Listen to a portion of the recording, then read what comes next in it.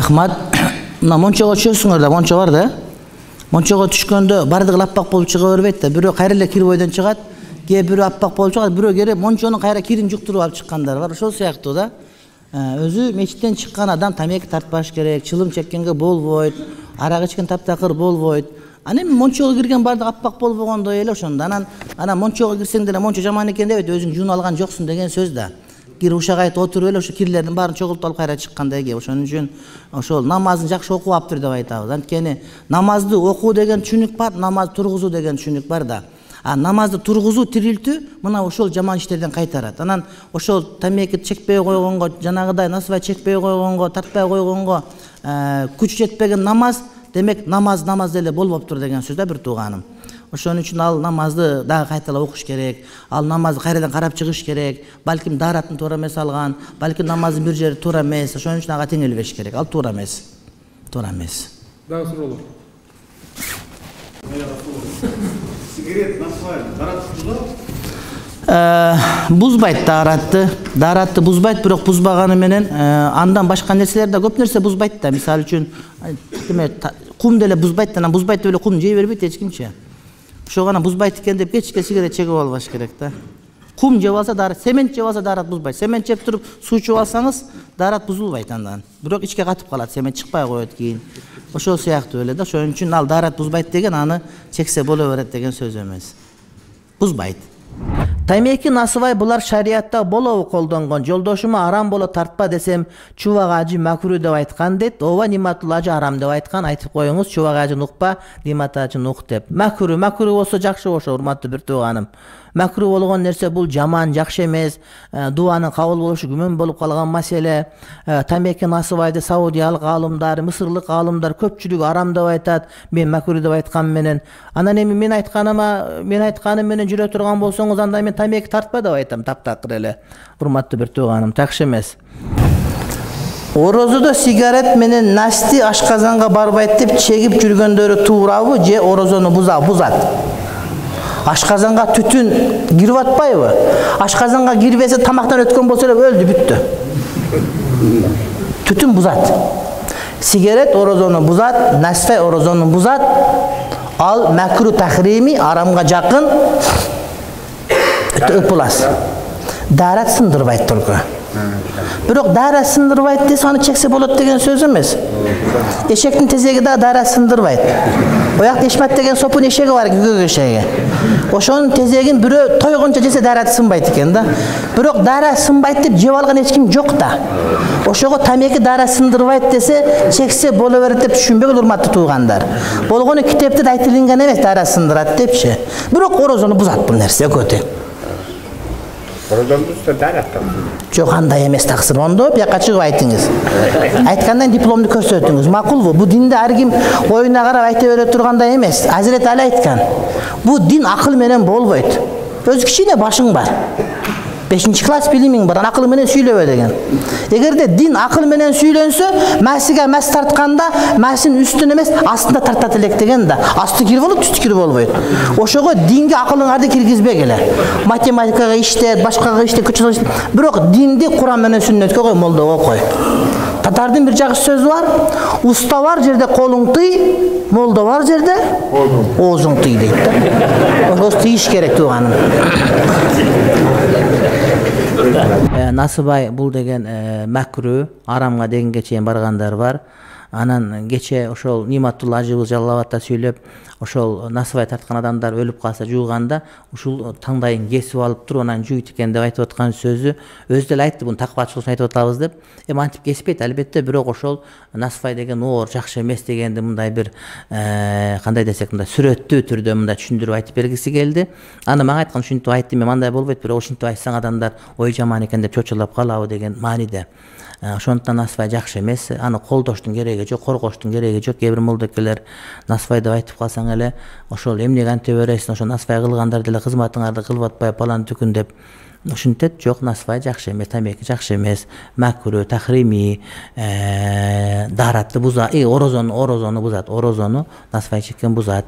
Ажыке бир эжем бар да, фитначы, таза настроенияны өлтүрүп, жүрөктү катты кысканда, олду тамеки чегип ачып алды эле да, кафарат болуп калды же.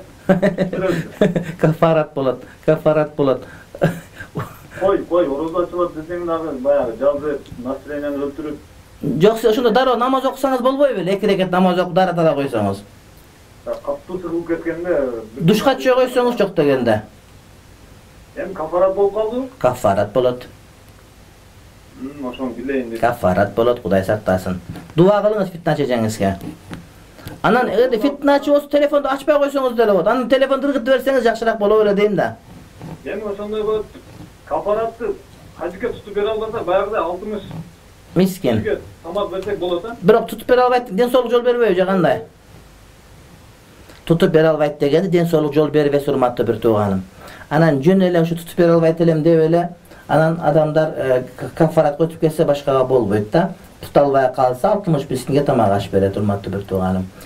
Насвай дейт, нажас дейт. Андай болсо оозду жуубай намаз окуса эмне болот? Анан чөнтөгүнө салып окуса эмне болот дейт.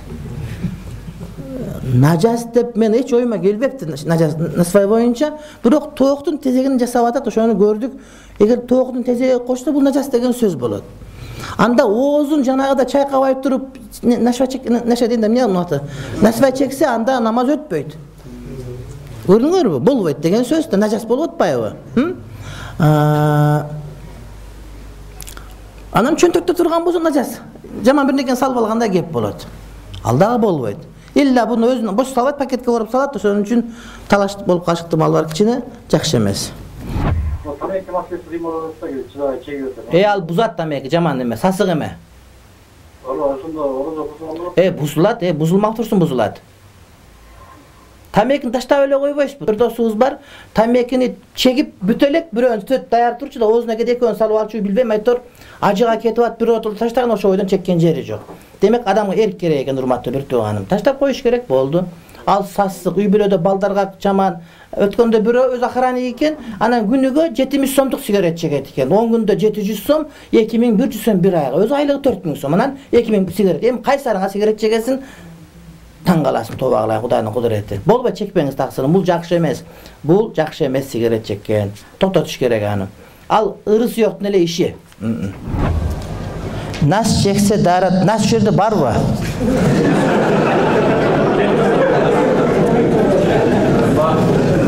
Астагфирулла. Уят кылбагыла биздин элибизде. Нас жакшы эмес. Нас мен интернеттен көрдүм. Ал жанагы тооктун тезегине жасалат экен. Ушуну кошот экен да. Ошону көргөндө ушун сүйлөгүм да келбей калды менчи. Ол даратты бузабы жокпу эмес, ошол жөнүндө сүйлөгүм да келбей калды. Тоок короз фермада ошонун тезегинен кошуп жасалат экен наска. Арам. Бирок дарат бузбайт. Дарат бузбайт. Семент деле дарат бузбайт. Эшектин тезеги дагы даратты бузбайт. Чочконун тезеги деле даратты бузбайт. Жеп алса. Жегенге болбойт, бирок жеп алса эмне дарат бул. Оозун жакшылап күлдөп жууш керек. Шампундан 1 литр коюп жууш керек, бирок даратты бузбайт. Эми китепте дарат бузбайт деп айтылган, урматтуу бир тууганым. Даратты бузбайт десе, аны көптөр болот деп түшүнүп алат экен да. Баранда ошо айткандар жейбе дарат бузбайт деп алам да эмес. Тамеки, насвай, кальяндарды эмнеге Ханафи мазхабтагы аалымдар макрууга чыгарышкан, ден соолукка зыян тийип жатпайбы, башка мазхабтагы аалымдар арамга чыгарышканго дейт. Ханафи мазхабтан бир аалым Ибн Нужейм бекен, ошол мубах деген. Анан калгандары макруу деп, кийинкилер арамга чыгарган. Болгон ошол убакта тамекилер макруудай эле ден соолукка зыян берчү, азыраак берчү. Арактыкына зыян берчү эмес. Азыркы учурда өнөр өсүп, ашып көтөрүлүп кеткенден азыр бардыгы арамга чыгарып калды. Анан бирок тамекини арам деп айт деп кыйнагандар дагы бар. Тамеки менен арактын зыяны бирдей эмес. Анын паркы бар тууганым. Арак ичкен адам 2 күндө бомуш болсо, тамеки тарткан адам бомуш болуш үчүн ага кыйла убакыт керек. Тамеки менен барып. Ошон үчүн экөөнү бирдей койгон туура эмес. Албетте тамекини мактаган жерибиз жок, бирок акыйкат дайыма туура айтылыш керек.